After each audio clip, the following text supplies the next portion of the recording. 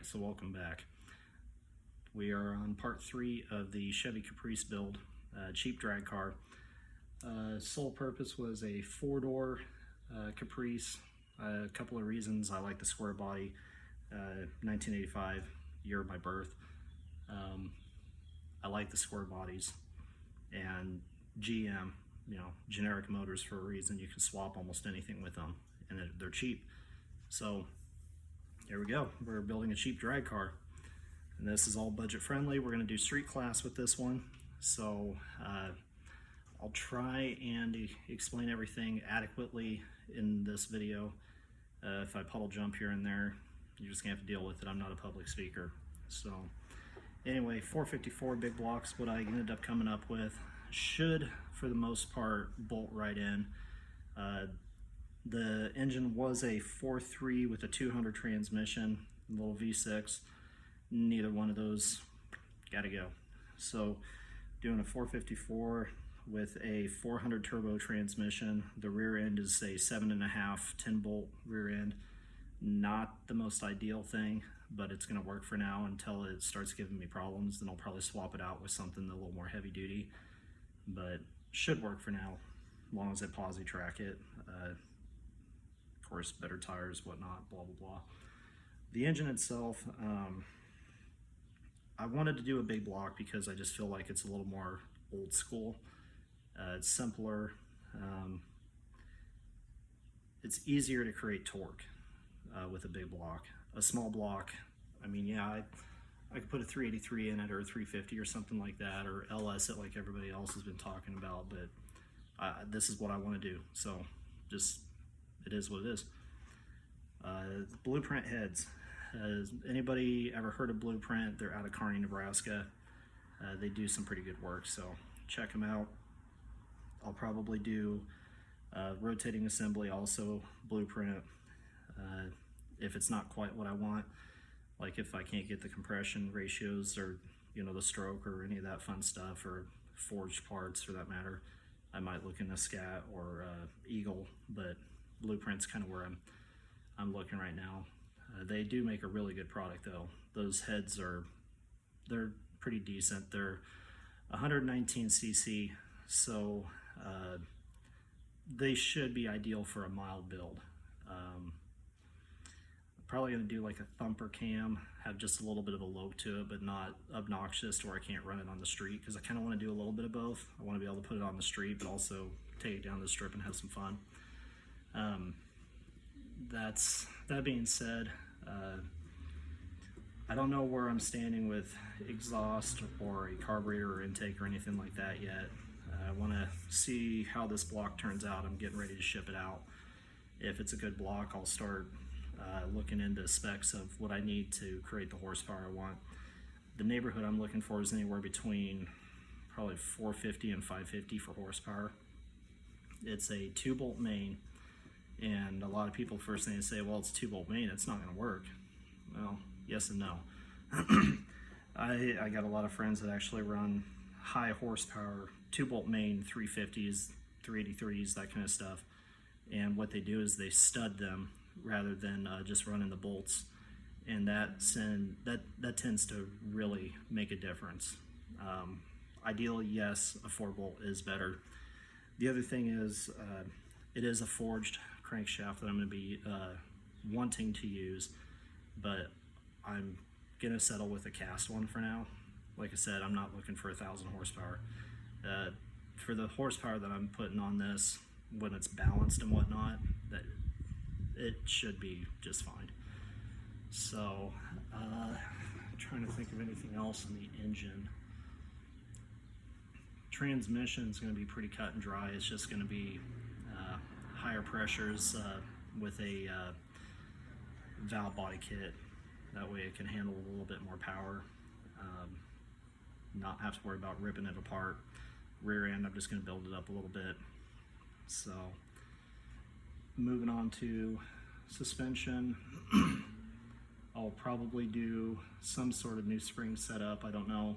I need to run it down the track a few times to see how it's going to bite. Obviously, stock suspension is not going to be worth a damn, so I'll probably do adjustable shocks with some sort of different spring. I don't know what the rates are going to be or anything like that. As things progress, I'll let you know.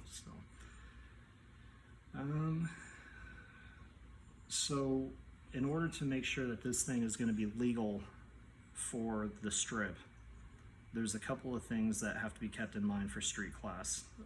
Every track is a little different, I know. They also have their own regulations followed up with like the NHRA regulations and that kind of stuff. But for our track, you have to have headlights that work, taillights have to work. It has to be street legal tires, meaning they have to be DOT approved. It has to be licensed and insured, and I think other than that, just a helmet and a seat belt. So if there's anything I'm missing there, you can say something. I've been running street for quite a while now with modern vehicles, so it's, you know, they don't check those quite as much as they do these older ones. So anyway, I'm gonna be trying to lighten it as much as physically possible. I'm in the process of taking all the HVAC out. And when I say the HVAC, I mean all of it. I mean, there is none under the dash, there's none under the hood, it's all gonna be gone. So we're gonna get rid of that. The front inner fenders are going, and the reason behind that is, besides weight, it's easier to get to the suspension also. And, you know, we're talking race car. I'm not gonna be going down the interstate doing 75 mile an hour in a rainstorm with this thing. No, gonna be racing it. So if I can get away with it, I don't know if I can or not. I guess comment down below and let me know. I'm gonna look into it also and talk to our local guy that knows everything about the street class. I think I'm gonna try and do plexiglass instead of the glass and see if I can't get a little bit of weight loss there too. The other thing, front seat weighs a ton. It's gonna go. Put racing seats in, probably a 4-point harness of some type.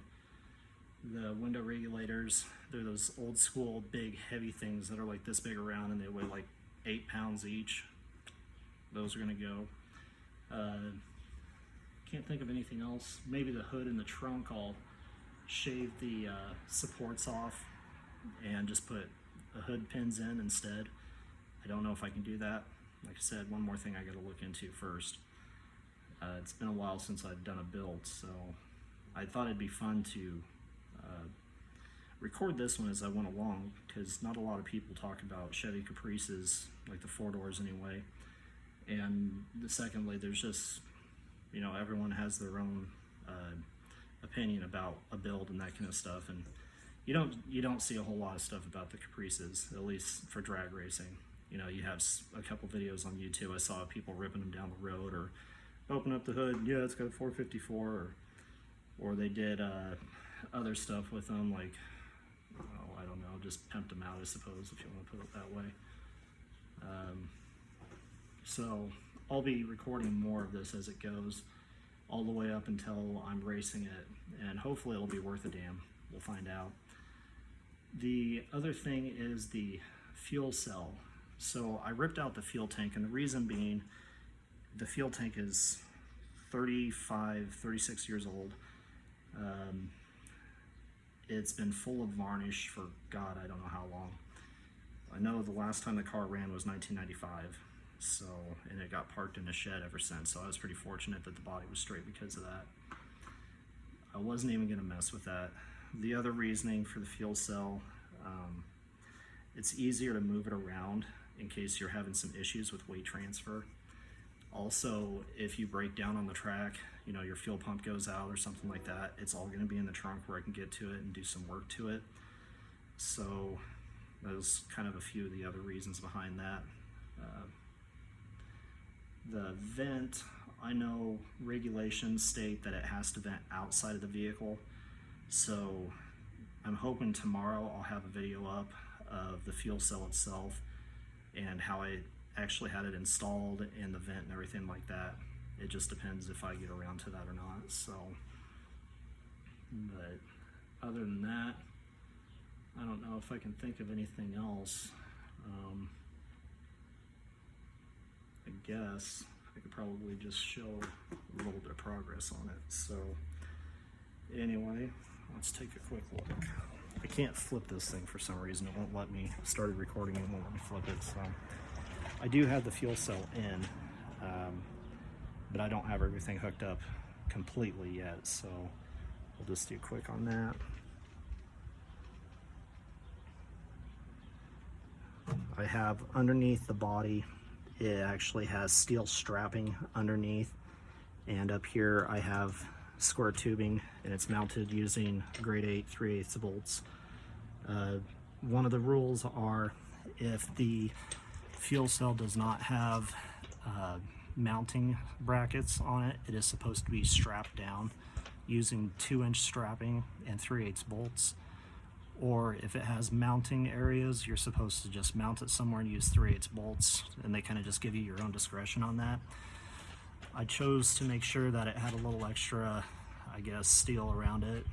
Just, I don't know, hit a hard bump or something like that. I don't want to rip it out of the floor. But there is actually support beams in the unibody, or not unibody, the underbody, right through here on both sides. And that's where the factory tank went, so I was able to utilize that a little bit for rigidity. Can't think of anything else on the fuel cell. Like I said, I'll post more about that tomorrow. I hope tomorrow anyway. As for the engine compartment, so far the old engine's still in it.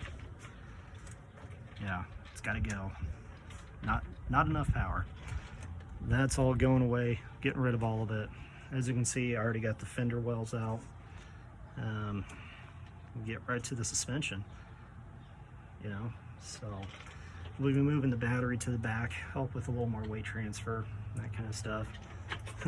This is awesome. Tires from the 90s, sweet. But anyway, that's where that's at right now. I'll be posting more videos as she's coming along, and if anyone has any interest or has any questions or need or want to know anything or want to post something, or just give some information, advice, whatever, I'm usually all ears for both ends of it. So anyway, hope you guys enjoyed the video. Have a good one.